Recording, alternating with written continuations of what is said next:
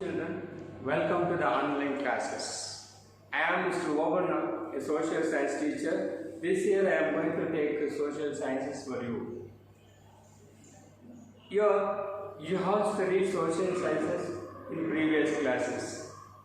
So in the previous classes what you have studied in social sciences consisted of three branches. They are history, civics and geography. But here in the high school section, you have to study three more branches in addition to the three branches what you have studied already. So they are like this. So the history, political science, sociology, geography, economics and business studies. So let me introduce all these branches in a brief. So let me take history. So what is history? So the word history can be split into two words. The history is like can be split like this: is plus story. So when it is put together, it is becoming history. So is means man's story. So generally we can define, so history is the story of mankind. So how man started his life on this earth and how did he change himself from period to period, from the state of barbarism to the highly civilized life, and what are the difficulties, sorrows, pains he suffered, and what are the challenges he had to face in his life, and how did he overcome all these challenges in his life. So everything can be studied in history. And next branch is the political science. So the political science is one of the social sciences which is dealing with the man and the government. So how man has introduced various political institutions, how he is involving with all these political institutions to find happiness in his life and also to make comfortable the things which he needs in his day-to-day life. So all this can be studied in political science.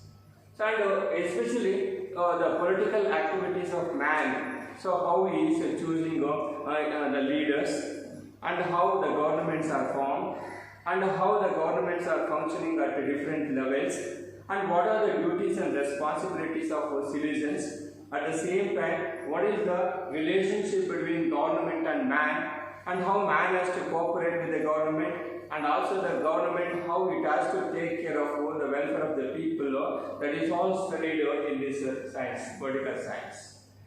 The study of political science was first introduced systematically by the Greeks.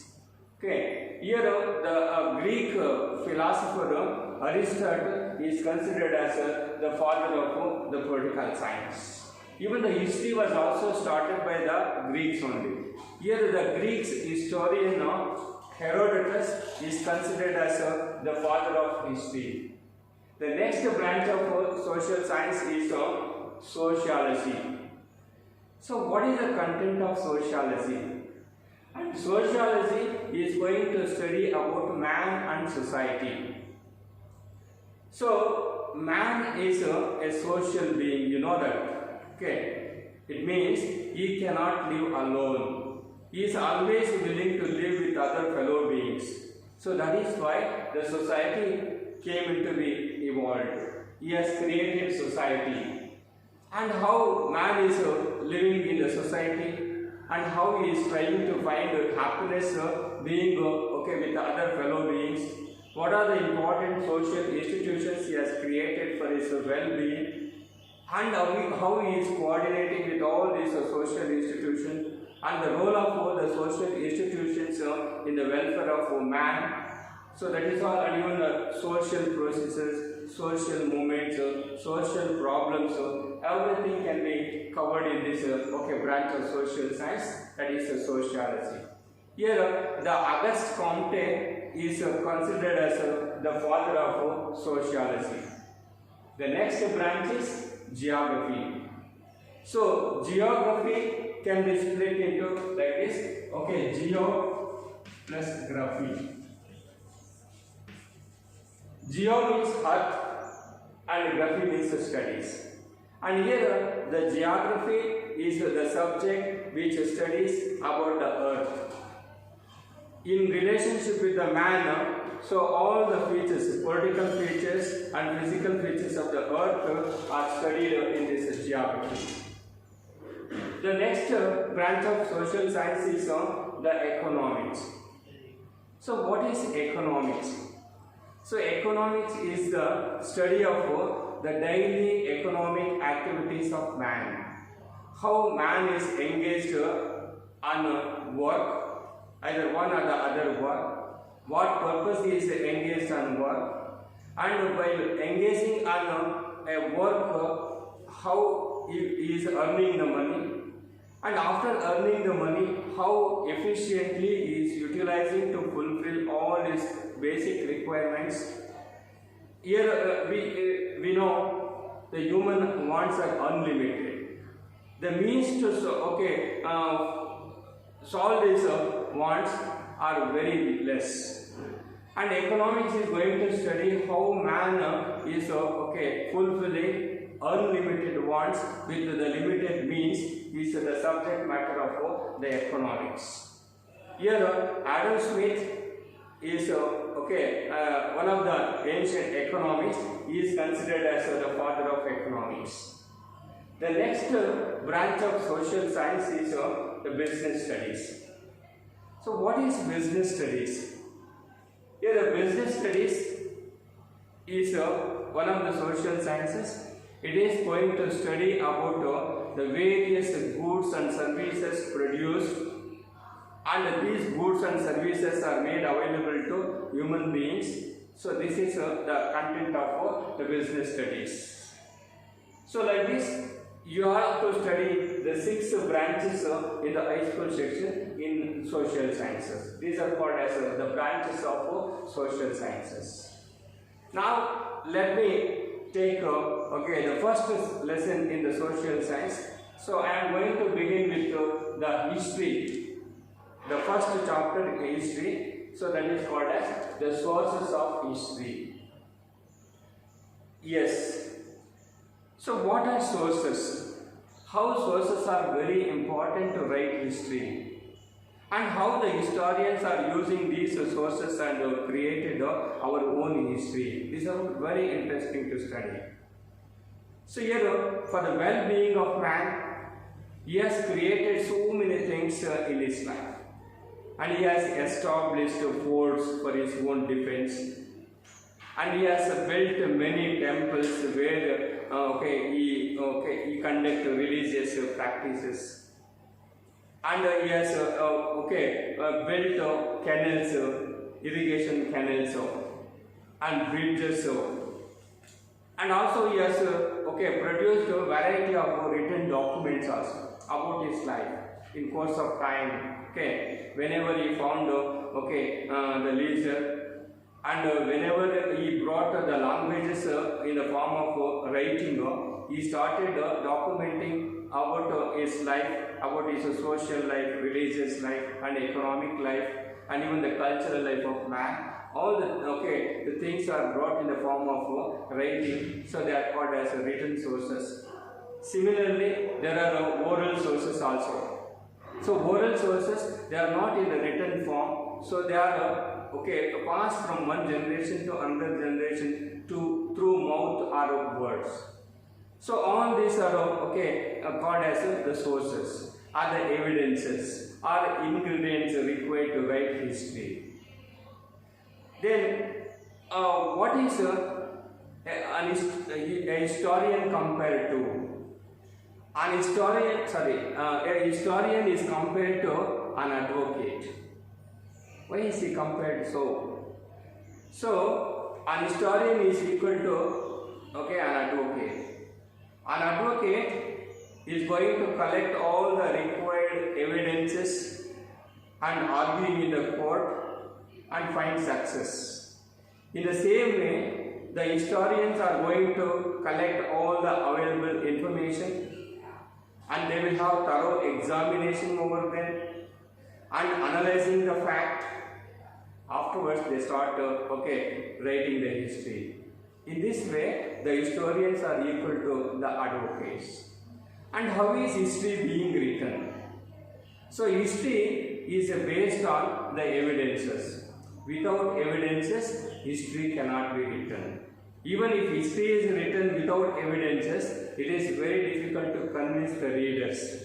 The readers will not believe in any historical narrations if there are no sufficient evidences. So that evidences or the sources are very important. They are necessary ingredients to write history. Here for the history of India, we have numerous evidences, sources, so they are collected. Based on that, our history or the Indian history has been created. And the sources which are available to write history are classified into different categories.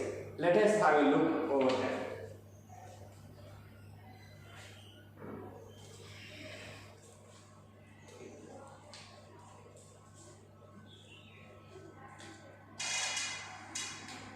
Yes. So here is classification of sources. The sources which are available to write history are categorized like this: literary sources, oral sources, and archaeological sources. So what are literary sources? The evidences which are available in the form of writing are called as literary sources. They are produced in different languages, Indian languages.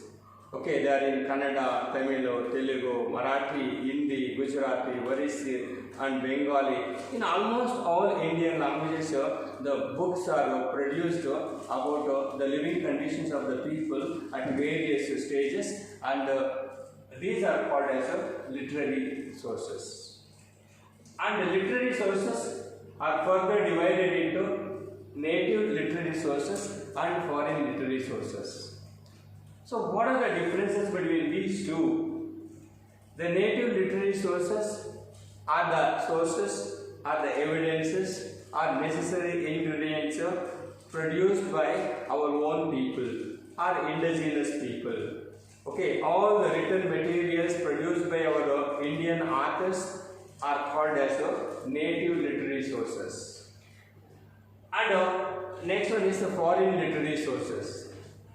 So the foreign literary sources are produced by the foreign authors. In course of time, many travelers, many scholars, many philosophers, they came from different places to India.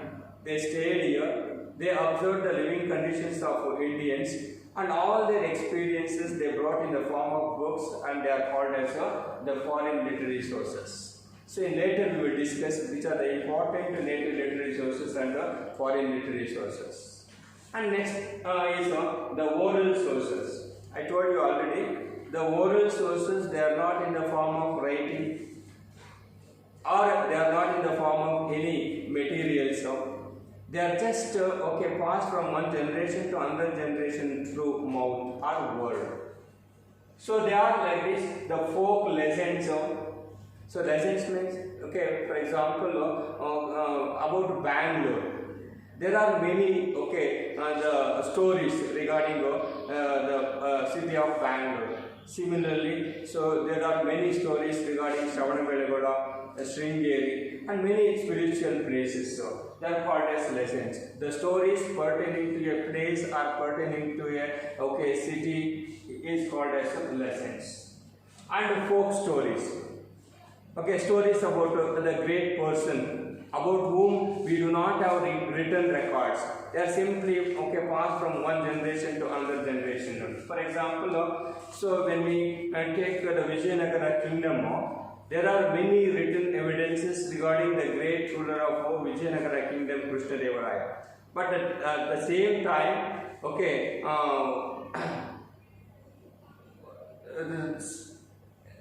some important rulers were also there. About them, the written materials are not available. Okay, and folk songs and ballads. So these are all called the oral sources.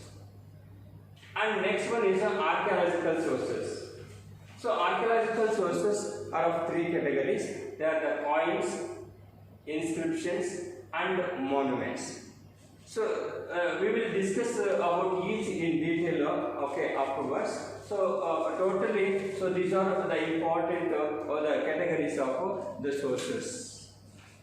So here we are going to, yes, like this. So we have different categories of the sources, and these sources are very important to write history. Okay, on the basis of these sources, the history is being written. Thank you very much. So we will continue in the next classes.